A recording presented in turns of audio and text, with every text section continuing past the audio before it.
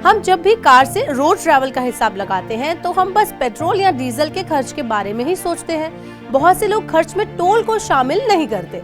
अक्सर टोल का खर्च हमारे कुल ट्रैवल खर्च का 30 to 50% तक होता है। दिल्ली से आगरा के बीच यमुना एक्सप्रेसवे की अगर हम बात करें तो आपको 200 से भी कम किलोमीटर के सफर के लिए 425 रुपए तक खर्च करने पड़ते हैं। नेशनल हाईवे पर भी 50 से लेकर 200 रुपए तक का टोल बेहद आम है। सरकार बिल्ड ऑपरेट ट्रांसफर यानी बोट के आधार पर बीते कई सालों से सड़क का निर्माण कर रही है, जिसमें निजी कंस्ट्रक्शन फर्म सड़क का निर्माण करती हैं, खर्च के आधार पर टोल वसूलती हैं और फिर लागत वसूलने के बाद इसे राष्ट्रीय राजमार्ग प्राधिकरण यानी NHAI को सौंप दिया जाता है। जब सड़क NHAI को वापस मिलती है तब वह टोल की दरों में 40% तक की कमी कर देती है। लेकिन अब भविष्य में ऐसा नहीं होगा, क्योंकि सरकार टोल के नियमों में बदलाव करने जा रही है। राष्ट्रीय राजमार्गों और एक्सप्रेसवे पर टोल टैक्स शायद कभी कम या खत्म नहीं होगा। कॉन्ट्रैक्ट की अवधि पूरी होने के बाद भी इन राजमार्गों पर टोल टैक्स की वसूली होती रहेगी। केंद्र सरकार ने नेशनल हाईवे प्रोजेक्ट का ठेका खत्म होने पर भी 100% टोल टैक्स लेने का फैसला कर लिया है।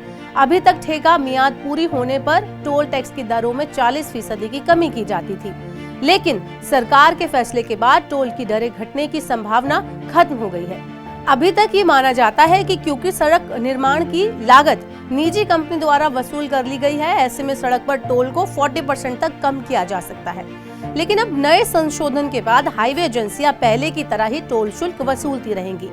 इसका मतलब ये हुआ कि 40% की कमी अब नहीं की जाएगी और सड़क पर सफर करने वाले आगे भी पूरा टोल अदा करते रहेंगे। सड़कों का इस्तेमाल करने वालों के लिए वास्तव में ये दोहरा झटका है। एक और जहां टोल की कीमतों में कमी की गुंजाइश खत्म की जा रही है, वहीं समय समय पर टोल बढ़ाने की व्यवस्था को जारी रखा गया है। यानी कि भविष्य में आपके घर जाने वाली सड़क पर टोल कम तो नहीं होगा, हालांकि इसमें बढ़ोतरी जरूर हो सकती है। चलिए अब मैं आपको बताती हूँ कि आखिर सरकार ऐसा क्यों कर रही है। इसका कारण है सड़क निर्माण का खर्च। दरअसल सरकार का मानना है कि टोल वसूलते समय सड़क निर्माण की लागत तो वसूल कर ली जाती है, लेकिन भूमि अधिग्रहण लागत की वसूली नहीं हो पाती। इसके अलावा प्रोजेक्ट पूरा होने के बाद भी सरकारी एजेंसियों को मेंटेनेंस पर बड़ा खर्च करना पड़ता है। तो इस तरह से अगर आप भी रोड ट्रैवल करते हैं तो अब आपकी जेब पर बड़ा झटका पड़ने वाला है, बड़ी कैची चढ़ने वाली है, क्योंकि सरकार ने टोल टैक्स पर यह नियम दिया है।